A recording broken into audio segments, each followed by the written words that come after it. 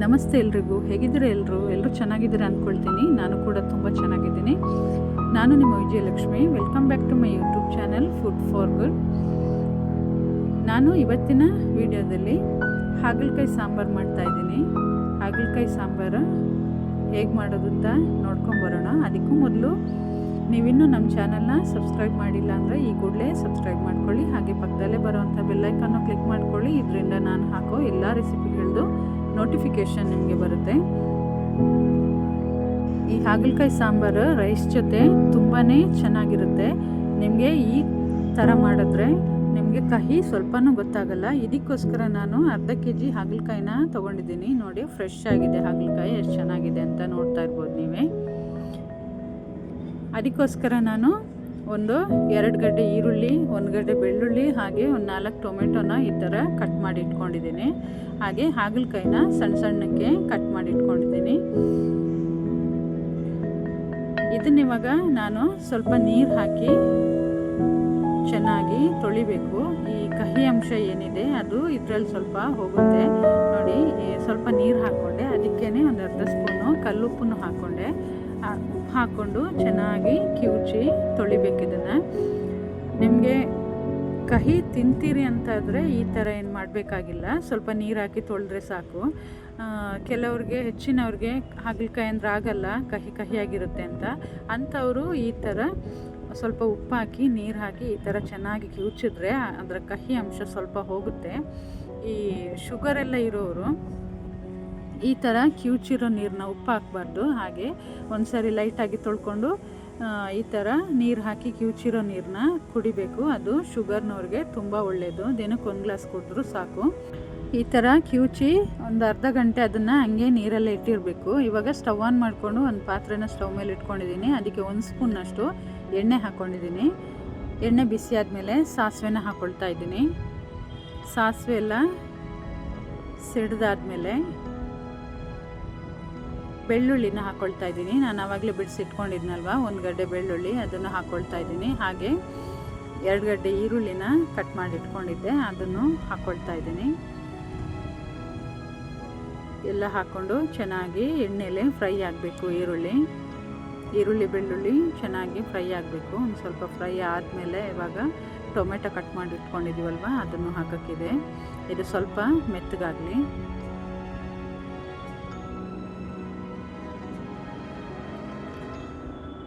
Medium ಉರಿಲಿ ಇಟ್ಕೊಂಡು fry ಮಾಡ್ಕೊಳ್ಬೇಕು. ಯಾವುದೇ ಕಾರಣಕ್ಕೂ ಸಿಡಿಸಬಾರ್ದು.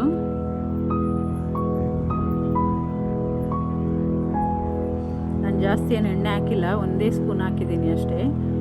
ಇವಾಗ ನಾನು ಕಟ್ ಮಾಡಿ ಇಟ್ಕೊಂಡಿರೋಂಥ ಟೊಮೆಟೊನು ಹಾಕ್ಕೊಳ್ತಾ ಇದ್ದೀನಿ. ಎಲ್ಲದನ್ನು ಸೇರಿಸಿ ಸ್ವಲ್ಪ ಫ್ರೈ ಮಾಡೋಣ. ಒಂದು 2 ರಿಂದ 3 ನಿಮಿಷ ಫ್ರೈ ಮಾಡಿದ್ರೆ ಸಾಕು. ಸ್ವಲ್ಪ ಮೆತ್ತಗಾದರೆ ಸಾಕು. ಎಣ್ಣೆಲಿ ಈ ಥರ ಐಟಮ್ಗಳನ್ನ ನಾವು ಫ್ರೈ ಮಾಡಿಕೊಂಡು ರುಬ್ಬೋದ್ರಿಂದ ಒಳ್ಳೆ ಟೇಸ್ಟ್ ಕೊಡುತ್ತೆ ಸಾಂಬಾರಿಗೆ. ಈಗ ನಾನು ಕೊತ್ತಂಬರಿ ಸೊಪ್ಪು ಇದ್ದರೆ ಸೊಪ್ಪನ್ನೇ ಹಾಕ್ಕೊಳ್ಬೋದು. ನಾನು ಆ ಕೊತ್ತಂಬರಿ ಸೊಪ್ಪುದು ಎಳೆ ಕಡ್ಡಿ ಬರುತ್ತೆ ನೋಡಿ, ಅದನ್ನೆಲ್ಲ ಕಟ್ ಮಾಡಿ ಹಾಕ್ಕೊಂಡಿದ್ದೀನಿ. ಸೊಪ್ಪು ಇದೆ, ಇದನ್ನು ವೇಸ್ಟ್ ಮಾಡೋದು ಬೇಡ. ಯಾಕಂದರೆ ನಾನು ಯಾವತ್ತೂ ಅಷ್ಟೇ ರುಬ್ಬಕ್ಕೆ ಐಟಮ್ಗಳು ಫ್ರೈ ಮಾಡ್ಕೊಳ್ತೀನಲ್ಲ, ಆ ಟೈಮಲ್ಲಿ ಕೊತ್ತಂಬರಿ ಸೊಪ್ಪು ಹಾಕ್ಕೊಳ್ತೀನಿ ಅಂತ ಆದರೆ ಕೊತ್ತಂಬರಿ ಸೊಪ್ಪಿನ ಕಡ್ಡಿಗಳನ್ನ ಹಾಕ್ಕೊಳ್ತೀನಿ ನಾನು. ಯಾಕಂದರೆ ಅದು ಇಲ್ಲಾಂದರೆ ವೇಸ್ಟ್ ಆಗುತ್ತೆ. ಅದಕ್ಕೋಸ್ಕರ ಎಳೆ ಕಡ್ಡಿಗಳಾಗಿರೋದ್ರಿಂದ ಏನು ಪರವಾಗಿಲ್ಲ, ಫ್ರೈ ಮಾಡಿಕೊಂಡು ರುಬ್ಬಿದ್ರೆ ಚೆನ್ನಾಗಿರುತ್ತೆ ಟೇಸ್ಟ್ ಸಾಂಬಾರಿಗೆ. ಅದಕ್ಕೋಸ್ಕರ ಈ ಟೈಮಲ್ಲಿ ನೀವು ಕೊತ್ತಂಬರಿ ಸೊಪ್ಪನ್ನು ಹಾಕ್ಕೊಳ್ಬೋದು, ಏನು ಪರವಾಗಿಲ್ಲ. ಇದನ್ನು ಇವಾಗ ಸ್ವಲ್ಪ ಮೆತ್ತಗಾಗೋವರೆಗೂ ಚೆನ್ನಾಗಿ ಫ್ರೈ ಮಾಡ್ಕೊಳ್ಬೇಕು. ಮೀಡಿಯಮ್ ಉರಿಲೇ ಇಟ್ಕೊಂಡು ನಾನು ಫ್ರೈ ಮಾಡ್ಕೊಳ್ತಾ ಇದ್ದೀನಿ. ಯಾವುದೇ ಕಾರಣಕ್ಕೂ ದೊಡ್ಡ ಉರಿಲಿ ಇಟ್ಕೊಂಡಿಲ್ಲ, ಯಾಕೆಂದರೆ ಸೀದೋಗುತ್ತೆ ದೊಡ್ಡ ಉರಿಲಿ ಇಟ್ಕೊಂಡ್ರೆ. ಅದಕ್ಕೋಸ್ಕರ ಸ್ವಲ್ಪ ಮೆತ್ತಗಾದರೆ ಸಾಕು. ಈಗ ನಾನು 1 ಸ್ಪೂನ್ನಷ್ಟು ಬಿಳಿ ಎಳ್ಳನ್ನು ಹಾಕ್ಕೊಳ್ತಾ ಇದ್ದೀನಿ. ಈ ಎಳ್ಳು ಹಾಕೋದ್ರಿಂದ ಹಾಗಲಕಾಯಿ ಸಾಂಬಾರಿಗೆ ಒಂಥರ ಡಿಫ್ರೆಂಟ್ ಆಗಿರುವಂತಹ ಟೇಸ್ಟ್ ಬರುತ್ತೆ. ಅದಕ್ಕೋಸ್ಕರ ಎಳ್ಳನ್ನು ಹಾಕ್ಕೊಳ್ತಾ ಇದ್ದೀನಿ. ಬಿಳಿ ಎಳ್ಳನ್ನು ಹಾಕ್ಕೊಂಡು, ಕರಿ ಎಳ್ಳಿದ್ರೆ ನೀವು ಕರಿ ಎಳ್ಳನ್ನು ಹಾಕ್ಕೊಳ್ಬೋದು. ನನ್ನ ಹತ್ರ ಬಿಳಿ ಎಳ್ಳಿತ್ತು, ನಾನು ಅದನ್ನೇ ಹಾಕ್ಕೊಂಡು ಚೆನ್ನಾಗಿ ಒಂದ್ಸರಿ ಫ್ರೈ ಮಾಡ್ತಾ ಇದ್ದೀನಿ.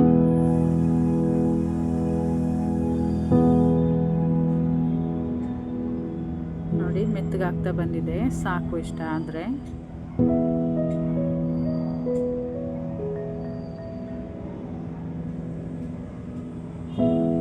ನೋಡಿ ಕಡ್ಡಿಗಳ ಸಮೇತ ಚೆನ್ನಾಗಿ ಫ್ರೈ ಆಗಿದೆ. ಇವಾಗ ಸ್ಟವ್ ಆಫ್ ಮಾಡ್ತಾ ಇದ್ದೀನಿ. ಒಂದು ತಟ್ಟೆ ತಗೊಂಡು ಇದನ್ನೆಲ್ಲ ಒಂದು ತಟ್ಟೆಗೆ ಹಾರಕ್ಕೆ ಹಾಕ್ಕೊಳ್ತಾ ಇದ್ದೀನಿ.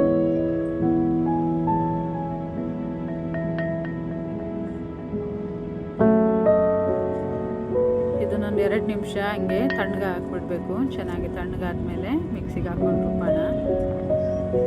ಸ್ವಲ್ಪ ಗಾಳಿಗಿಟ್ರೆ 2 ನಿಮಿಷದಲ್ಲೇ ತಣ್ಣಗಾಗುತ್ತೆ. ಇವಾಗ ನಾನು ಮಿಕ್ಸಿ ಜಾರ್ನ ತೊಗೊಂಡು ನೋಡಿ, ಇದು 2 ನಿಮಿಷ ಆಗಿದೆ, ತಣ್ಣಗಾಗಿದೆ ಚೆನ್ನಾಗಿ.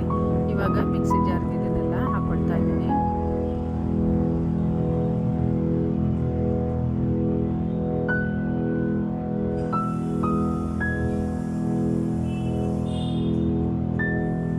ಹಾಗೆ ಇದಕ್ಕೆ ಅರ್ಧ ಸ್ಪೂನ್ನಷ್ಟು ಅಚ್ಕಾರದ ಪುಡಿನ ಹಾಕ್ಕೊಳ್ತಾ ಇದ್ದೀನಿ. ಆಮೇಲೆ ಒಂದು 2 ಸ್ಪೂನ್ನಷ್ಟು ಸಾಂಬಾರು ಪುಡಿನ ಹಾಕ್ಕೊಳ್ತಾ ಇದ್ದೀನಿ. 2 ಸ್ಪೂನು ಸಾಂಬಾರು ಪುಡಿ ಹಾಕ್ಕೊಂಡೆ. ಸಾಂಬಾರು ಪುಡಿ ಮನೇಲೆ ಯಾವತ್ತು ಬೇಳೆ ಸಾರಿಗೆಲ್ಲ ಮಾಡಿಟ್ಕೊಂಡಿರ್ತೀವಲ್ವ, ಅದನ್ನೇ ಹಾಕ್ಕೊಳ್ತಾ ಇದ್ದು. ಅದಾದಮೇಲೆ ಒಂದು 1/4 ಟೀ ಸ್ಪೂನಷ್ಟು ಅರಿಶಿನದ ಪುಡಿನೂ ಹಾಕ್ಕೊಂಡೆ. ಹಾಗೆ ಒಂದು 3/4 ಸ್ಪೂನ್ನಷ್ಟು ಹುಣಸೆಹಣ್ಣು ಕಿವುಚಿಟ್ಕೊಂಡಿದ್ದೆ, ಅದನ್ನು ಒಂದು 3/4 ಸ್ಪೂನ್ನಷ್ಟು ಹಾಕ್ಕೊಳ್ತಾ ಇದ್ದೀನಿ. ಉಪ್ಪು, ಹುಳಿ, ಖಾರ ಹಾಗಲಕಾಯಿ ಸಾಂಬಾರಿಗೆ ಕರೆಕ್ಟ್ ಆಗಬೇಕು. ಹಾಗಿದ್ರೆ ಮಾತ್ರ ಸಾಂಬಾರು ಚೆನ್ನಾಗಾಗೋದು. ಉಪ್ಪು, ಹುಳಿ, ಖಾರ ಚೆನ್ನಾಗಿ ಹಿಡಿಬೇಕು ಪೀಸಿಗೆ, ಹಾಗಿದ್ರೆ ಮಾತ್ರ ಸಾಂಬಾರು ಚೆನ್ನಾಗಿ ಬರುತ್ತೆ.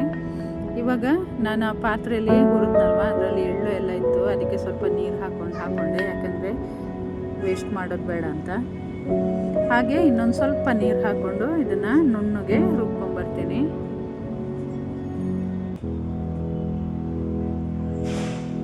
ರುಬ್ಕೊಂಬಂದೇನೆ ನೋಡಿ ಎಷ್ಟು ನುಣ್ಣಗಾಗಿದೆ. ನಾನು ತೆಂಗಿನಕಾಯಿ ಏನೂ ಹಾಕಿಲ್ಲ ಇದಕ್ಕೆ, ಬರೀ ಸಾಂಬಾರು ಪುಡಿ, ಅಚ್ಕಾರದ ಪುಡಿ ಮಾತ್ರ ಹಾಕಿರೋದು. ಈಗ ಸ್ಟವ್ ಆನ್ ಮಾಡಿಕೊಂಡು ಒಂದು ಬಾಣಲಿನ ಸ್ಟವ್ ಮೇಲೆ ಇಟ್ಕೊಂಡು ಅದಕ್ಕೆ ಒಂದು 2 ಸ್ಪೂನಷ್ಟು ಕೊಬ್ಬರಿ ಎಣ್ಣೆನ ಹಾಕ್ಕೊಳ್ತಾ ಇದ್ದೀನಿ. ಕೊಬ್ಬರಿ ಎಣ್ಣೆ ಹಾಕೋದ್ರಿಂದ ಸಾಂಬಾರಿಗೆ ಒಳ್ಳೆ ಘಮ ಕೊಡುತ್ತೆ. ಹಾಗಾಗಿ ಒಂದು 2 ಸ್ಪೂನಷ್ಟು ಕೊಬ್ಬರಿ ಎಣ್ಣೆನೇ ಹಾಕ್ಕೊಂಡಿದ್ದೀನಿ ನಾನು. ಎಣ್ಣೆ ಬಿಸಿ ಆದಮೇಲೆ ಕರಿಬೇವು ಹಾಗೆ ಸಾಸಿವೆನೂ ಹಾಕ್ಕೊಂಡಿದ್ದೀನಿ. ಸಾಸಿವೆ ಚೆನ್ನಾಗಿ ಸಿಡಿಬೇಕು. ಸಿಡಿದ್ಮೇಲೆ ಇವಾಗ ನಾನು ಆವಾಗಲೇ ಬಿಡಿಸಿಟ್ಕೊಂಡಿರೋಂಥ ಬೆಳ್ಳುಳ್ಳಿಲಿ ಒಂದು 4 ಬೆಳೆ ಬೆಳ್ಳುಳ್ಳಿನ ಜಜ್ಜಿಟ್ಕೊಂಡಿದ್ದೆ, ಅದನ್ನು ಇವಾಗ ಹಾಕ್ಕೊಳ್ತಾ ಇದ್ದೀನಿ. ಹಾಕ್ಕೊಂಡು ಸ್ವಲ್ಪ ಫ್ರೈ ಮಾಡ್ಕೊಳ್ತಾ ಇದ್ದೀನಿ. ಬೆಳ್ಳುಳ್ಳಿ ಚೆನ್ನಾಗಿ ಫ್ರೈ ಆಗಬೇಕು. ಅದ್ರ ಜೊತೆಗೆ ಒಂದು ಅರ್ಧ ಈರುಳ್ಳಿನ ಸಣ್ಣಕ್ಕೆ ಕಟ್ ಮಾಡಿಟ್ಕೊಂಡಿದ್ದೀನಿ, ಅದನ್ನು ಹಾಕ್ಕೊಳ್ತಾ ಇದ್ದೀನಿ.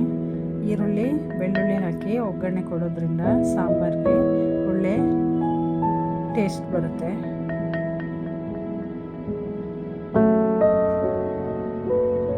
ಇದನ್ನು ಸಣ್ಣ ಉರಿಲೇ ಫ್ರೈ ಮಾಡ್ಕೊಳ್ತಾ ಇದ್ದೀನಿ.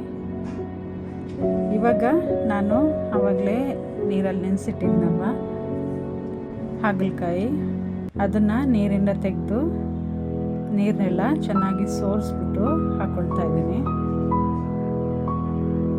ಇದು ಎಣ್ಣೆಲೇ ಒಂದು 40% ಎಣ್ಣೆಲೇ ಫ್ರೈ ಆಗಬೇಕು, ಎಣ್ಣೆಲೇ ಬೇಯ್ಕೊಳ್ಬೇಕು. ಆವಾಗ ನಿಮಗೆ ಹಾಗಲಕಾಯಿ ಕಹಿ ಅಂಶ ಎಲ್ಲ ಸ್ವಲ್ಪ ಹೋಗುತ್ತೆ.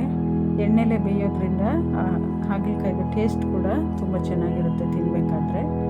ಹಾಗಾಗಿ ಒಂದು 40% ಅಷ್ಟು ಎಣ್ಣೆಲೇ ಚೆನ್ನಾಗಿ ಫ್ರೈ ಮಾಡ್ಕೊಳ್ತೀನಿ. ಒಂದು 5 ನಿಮಿಷ ಚೆನ್ನಾಗಿ ಎಣ್ಣೆಲೇ ಫ್ರೈ ಮಾಡಿ ಆದಮೇಲೆ ಸ್ವಲ್ಪ ನೀರು ಹಾಕ್ಕೊಳ್ತೀನಿ.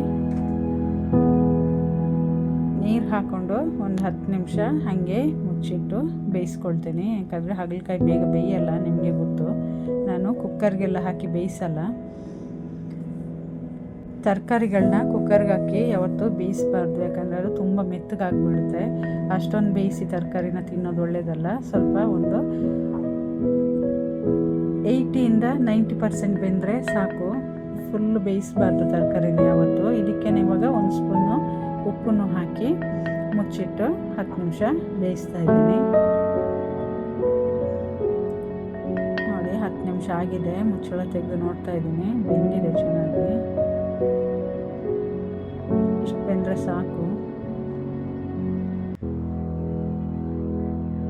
ಕೈಯೆಲ್ಲ ಈ ಥರ ಇಸ್ಕ್ ನೋಡಿದ್ರೆ ಗೊತ್ತಾಗುತ್ತೆ ನಿಮಗೆ ಬೆಂದಿದೆಯಿಲ್ಲ ಅಂತ. ನೋಡಿ ಈ ಥರ ಕಟ್ಟಾಗುತ್ತೆ ಕೈಯಲ್ಲೇ, ಅದು ಬೆಂದಿದೆ ಅಂತ ಅರ್ಥ. ಇವಾಗ ನಾನು ರುಬ್ಬಿಟ್ಕೊಂಡಿರೋಂಥ ಮಸಾಲೆನ ಇದಕ್ಕೆ ಹಾಕ್ಕೊಳ್ತಾ ಇದ್ದೀನಿ. ನಾವು ಮಸಾಲೆಗೆ ಐಟಮ್ಸ್ನೆಲ್ಲ ಎಣ್ಣೆಯಲ್ಲಿ ಫ್ರೈ ಮಾಡಿ ಹಾಕ್ಕೊಂಡು ರುಬ್ಬಿರೋದ್ರಿಂದ ಈ ಮಸಾಲೆನೇನು ಎಣ್ಣೆಯಲ್ಲಿ ಫ್ರೈ ಮಾಡೋದು ಬೇಕಾಗಿಲ್ಲ.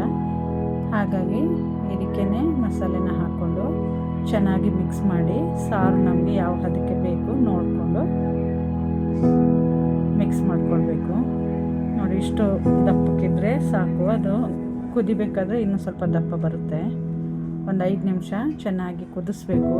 ಉಪ್ಪು ಖಾರ ಎಲ್ಲ ಹಾಗಲಕಾಯಿಗೆ ಚೆನ್ನಾಗಿ ಹಿಡಿಬೇಕಲ್ವ, ಹಾಗಾಗಿ ಒಂದು 5 ನಿಮಿಷ ಚೆನ್ನಾಗಿ ಕುದಿಸಿದ್ರೆ ನಮ್ಮ ಹಾಗಲಕಾಯಿ ಸಾಂಬಾರು ರೆಡಿ ಆಗುತ್ತೆ.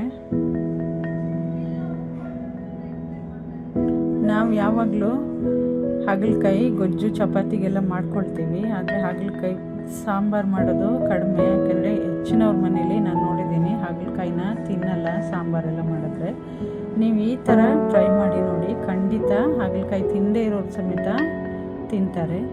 ಇವಾಗ ನಾನು ಒಂದು ಎರಡು ಪೀಸ್ ಬೆಲ್ಲನ, ಚಿಕ್ಕ ಚಿಕ್ಕ ಪೀಸ್ ಬೆಲ್ಲನ ಹಾಕ್ಕೊಂಡೆ. ಈ ಬೆಲ್ಲ ಹಾಕೋದ್ರಿಂದ ಸಾಂಬಾರಲ್ಲಿ ಹಾಗಲಕಾಯಿದು ಕಹಿ ಅಂಶ ಏನಿರುತ್ತೆ ಅದನ್ನು ಸ್ವಲ್ಪ ಹೊಡೆಯುತ್ತೆ. ಹಾಗಾಗಿ ಬೆಲ್ಲ ಹಾಕಿದ್ರೆ ನಿಮಗೆ ಕಹಿ ಅಂಶ ಅಷ್ಟೊಂದು ಗೊತ್ತಾಗಲ್ಲ ತಿನ್ನಬೇಕಾದ್ರೆ. ಹಾಗಾಗಿ ಒಂದು 2 ಚಿಕ್ಕ ಪೀಸ್ ಬೆಲ್ಲನ ಹಾಕ್ಕೊಂಡಿದ್ದೀನಿ.